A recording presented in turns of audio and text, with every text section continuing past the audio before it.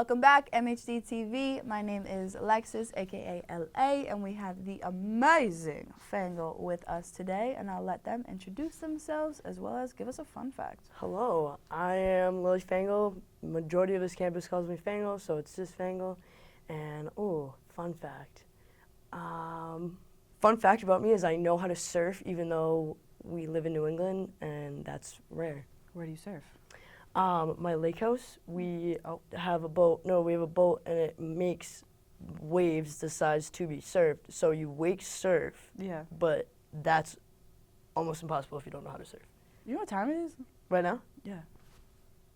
5:30. Is it 5:30? Or is it rise and shine? Because it's affirmation time. Booyah. So, booyah! So, to your right, there's an affirmation jar. Yep. Pick one out of the affirmation jar. We're going to read it. And then we're going to write our own affirmation on this and give it back. Because we're taking, but we got to give. Love you it. know? Yeah. All right. Oh, I am love. How does that make you feel? Feeling loved. Yeah? Yeah. That Makes makes me want to spread more love. Why? Because I don't know, I'm the representation of love. Like, someone's telling me I'm loved. All right, I got to go let someone else know they're loved. Gotta push it around. You can't be do. the only one. Yeah, right? Make you a difference. take it and you got to give. Absolutely. Yeah, make a difference. Alone time is the air I breathe. Don't feel guilty for taking time for yourself. To reset and reboot. Good friends will understand. How do you feel about that? Ooh, I like that. I like the good friends will understand. Me too. Because but it puts the emphasis on. You keep that one. That one's for you. All right. But keep going. Keep the emphasis on what? Keeps the emphasis on the good friends. Yeah. You know, like you have friends, but some of them won't be good friends that'll be there for you in that time of need that you need. So I like that just for the emphasis on the good friends. It's true. And I think it kind of shows those friends that maybe don't understand, maybe they're not the friends that you need in your life all the time, or the friends that you want to surround yourself with. If they don't have that clear type of understanding and saying like, hey, I need me time, you got to understand, we all need time for ourselves to grow, to prosper, to be better people. You know, I can't pour from an empty cup. So if you want me to give you something in your cup, you got to let me fill my cup up at least. Absolutely. You know? Absolutely. You ready for your questions? Yes, I am. Let's get it. Let me write an affirmation too. Oh, wait. Yeah, I got a good one. Write your affirmation. I got a good one. I'm going to write one too. Okay, you go first. Okay, mine said you miss 100% of the shots you don't take, so take them all. Okay. And I like that because you gotta just do it sometimes.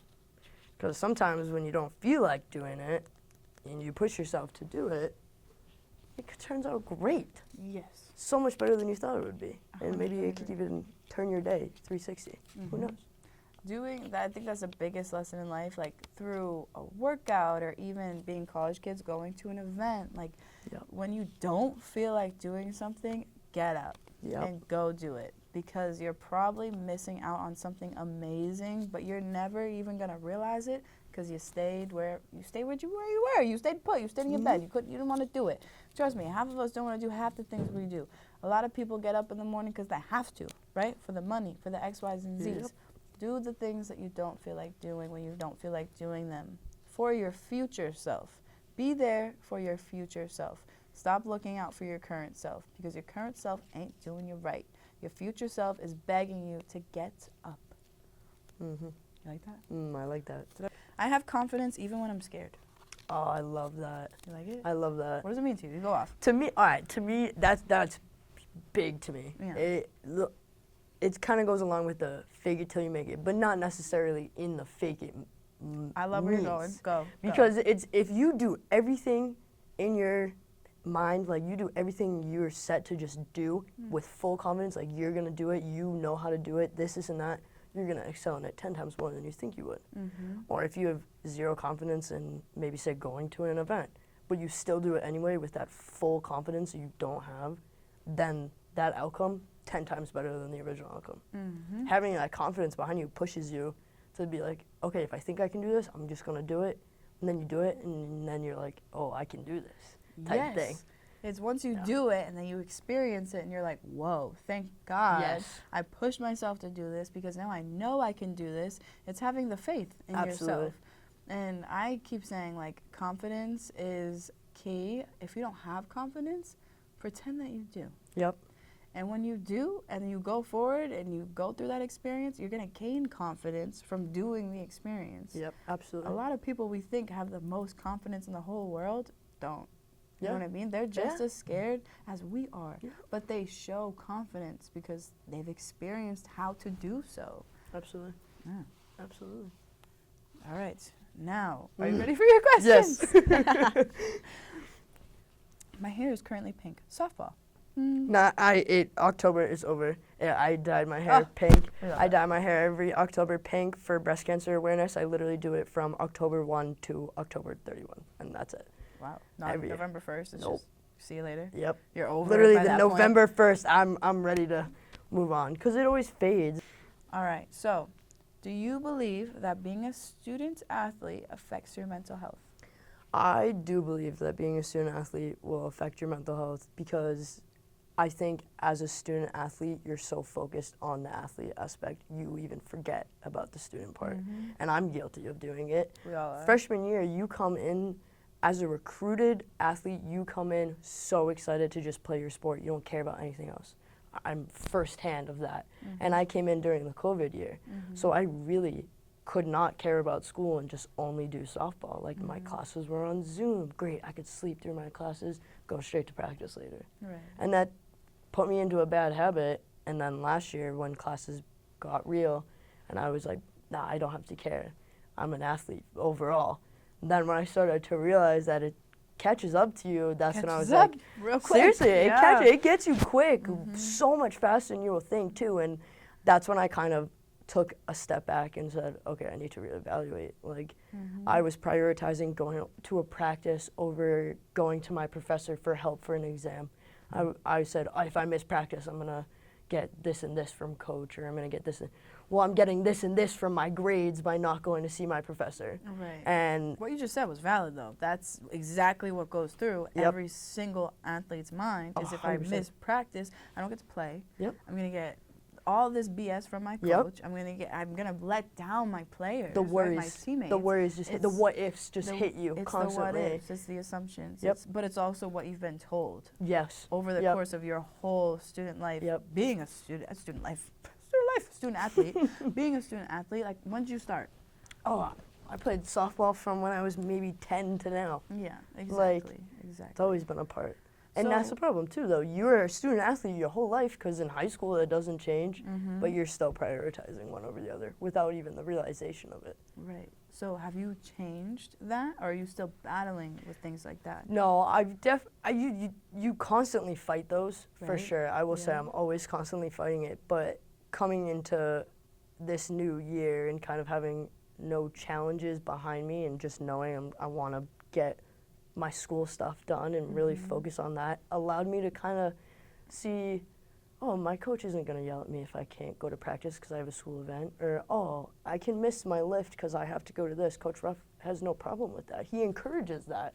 And you don't realize it until you actually start to do those things. Like, I didn't even try freshman year or sophomore year. I did not even try to say, oh, I have this for class. Is it okay if I leave practice maybe 30 minutes early? My coach is like, yeah, go for it. You can leave 45 minutes early if you need to. Oh, and then I'm like, really? Like, I'm shocked at the idea that she's okay with it when I should know that's what it's gonna be. Like, she doesn't care. It's school. Right. Like, if it wasn't for Nichols College, I wouldn't be playing softball for Nichols College. Beautifully said. Beautifully said. And a lot of my first years tend to forget that if you don't do your academics and you fail your classes, you get to play your sport. Academics is what makes you an athlete, just like you were saying. And sometimes it's hard because we almost feel like we are our sport. Yeah. And when I was on campus, my freshman, sophomore, and junior year, we all had our Nichols shirts from each sport, where if I played volleyball, it said Nichols Volleyball. If I played softball, it said Nichols softball. If I played basketball, it said Nichols basketball. So every single person was associated to a group, and you felt like you were associated to that one group. And when you saw that one person wearing that shirt, you're like, oh yeah, that's Nichols tennis. They're part of the tennis team. They're part of that group. But it's like, get out of your comfort zone. Be willing to talk to more people. Whatever. I don't even know where I'm going with this right now. No, you're good. I agree with it, though. Yeah. Damn, this was going to be so good, and I just lost it. My senior year, though, they took away each of our labels, and I felt like everybody kind of integrated a little bit more. At first, I hated it, and I was like, why would you not put our sport on our shirt? And because we identify so much with, like, this is me, I am volleyball, that I was so hurt that they didn't add volleyball to the front of it. They didn't do it for field hockey. They didn't do it for soccer. They didn't do it for anybody. But I think we're all a little butthurt, but at the same time, it made us one. You couldn't look at somebody and be like, oh, they play softball. You actually had to be like, oh, they're an athlete. I wonder what they play. And you kind of had to have that type of conversation with them. Yeah. That's where I was going. I liked it, though. Yeah. It's true, and going off of that, they're doing that more and more now. We just got given black Nichols athletic shirts, white Nichols athletic shirts. Nobody is getting given no longer, oh, you're soccer, okay, here are your soccer designated things. Oh, you're softball, here you're, everybody's getting just athletic stuff. And it's genuinely bringing everyone together, because now when you look at that person, like you said, you're like, oh, are you a tennis player? Are you a soccer player? Like, oh, and then you've asked them what they are, and then you're like, oh, I wonder if you're good. And then you go to the game. Like, it's getting teams to be involved more and more with each other, which is just building that community as Nichols is. But it's allowing for people to, like, have a backpack, essentially. I love that. And I love what you just said. Caring about other teams. Just because I don't play softball doesn't mean I didn't show up to no softball game. I would show up because it mattered to those people and those players to see somebody, not just me specifically, my besties, yeah, they want to see me, but it matters to show up, especially to show up as a team.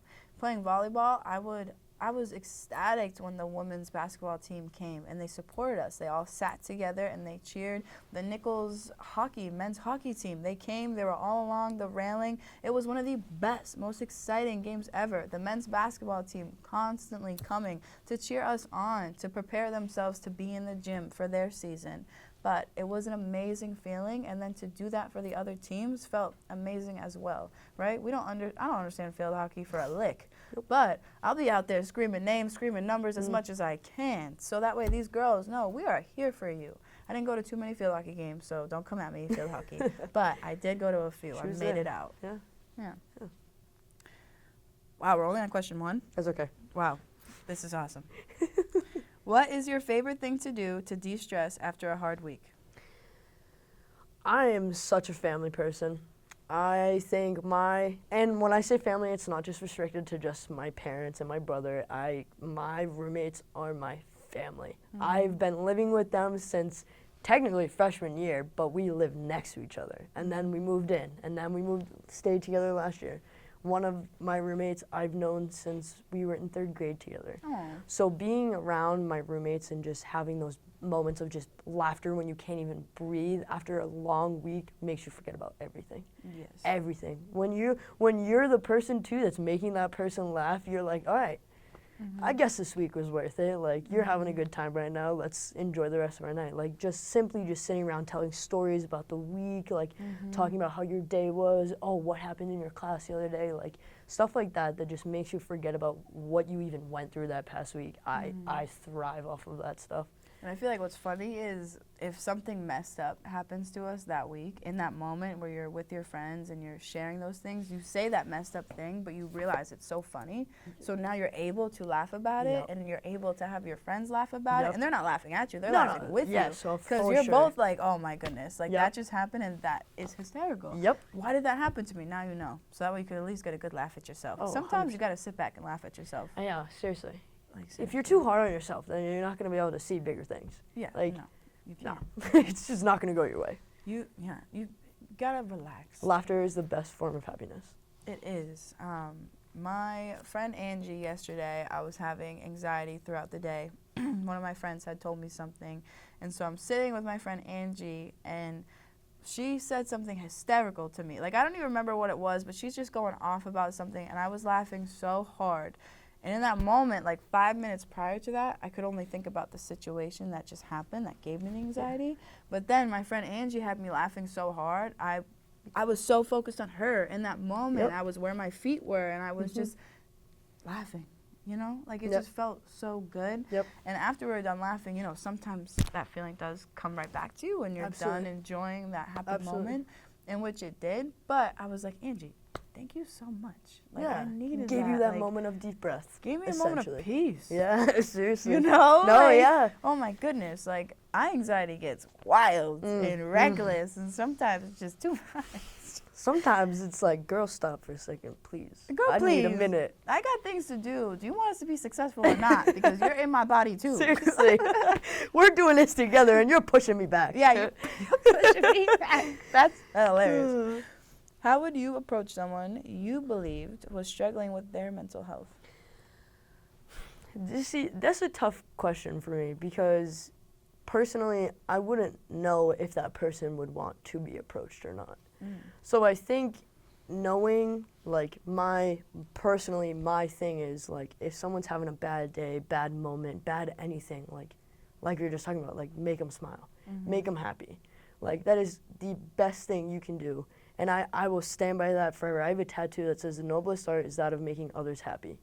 The noblest heart? The noblest art is that of making others happy. Same thing, though, right? We can say it says heart, but it's true, though. Yeah. It really is. And like you said, like, in your moment of anxiousness, like, you got taken away from it for however many that time, but you still were able to get taken away from it when maybe before you thought, oh my God, this feeling's never going to go away.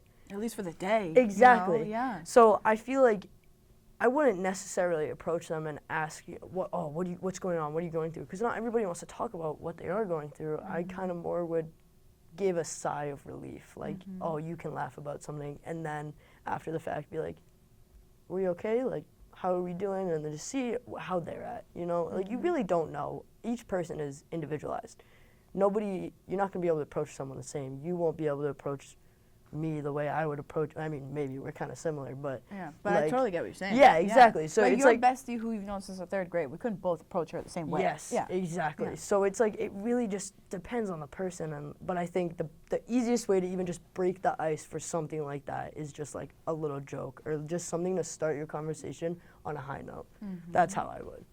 I love that. Like, start off with a joke, start off on a high note, get them feeling themselves, feel a little into like life. A little comfortable before like this conversation that can make someone uncomfortable. Instead of being like, let's talk. Yeah. You're Let me attack you really quick. Like, why the chicken What's cross going the on? road? Exactly. Yeah. To get to the other side? No, to make chicken fries. I don't